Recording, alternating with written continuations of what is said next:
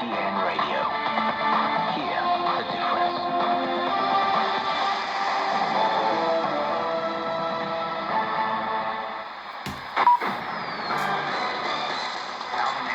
I'm Shane Degen. Rescue teams are rushing to Zhuozhou, near China's capital, as more than 130,000 people in the city are affected by floods.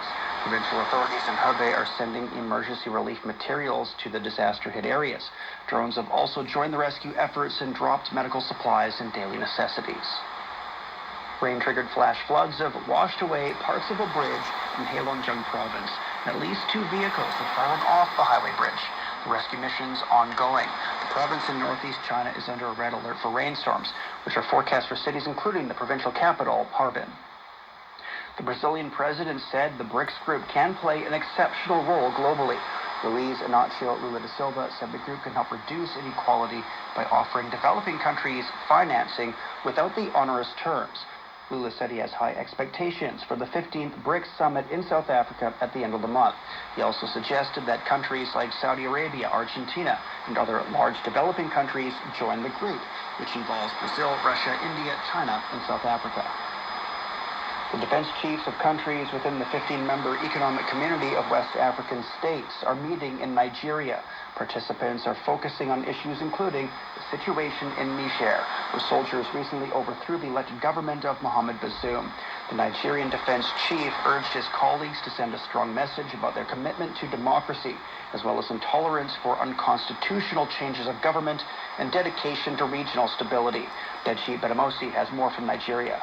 Despite its threats to use force to restore democracy in Niger if necessary, ECOWAS is still playing the diplomatic card. It sent a former military leader of Nigeria, Abdulsalami Abubakar, to Niamey to negotiate with the coup leaders, urging them to back down and reinstate President Bazoum. At the same time, the bloc is piling more economic pressure on Niger.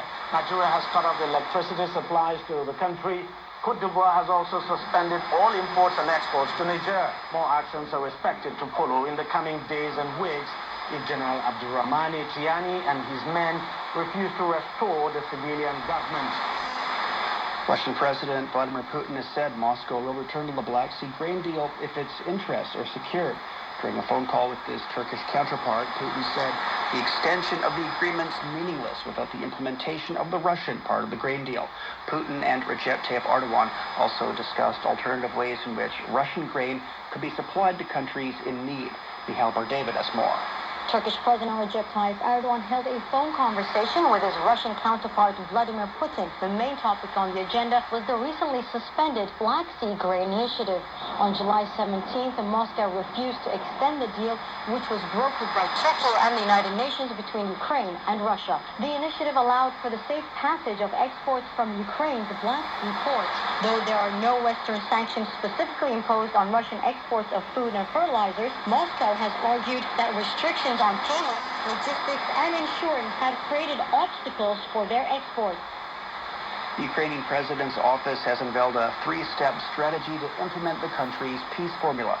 The first stage includes meetings between Ukrainian authorities and ambassadors accredited to Ukraine to discuss the peace formula in detail.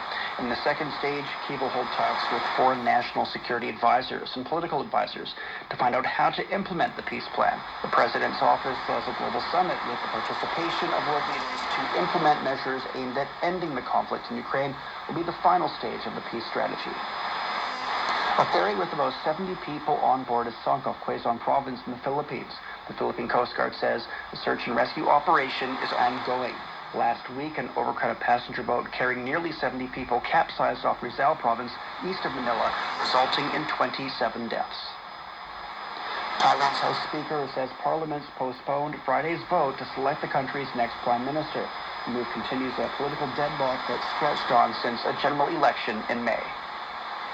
China's central bank has reaffirmed its commitment to supporting the real economy. The People's Bank of China emphasizes the continuation of a prudent monetary policy. Key priorities include scientific and technological innovation, green development, and support for micro, small, and medium-sized enterprises. The PBOC also pledges to reduce costs for residential borrowing and financing costs for businesses. And that's the news. I'm Shane Degen.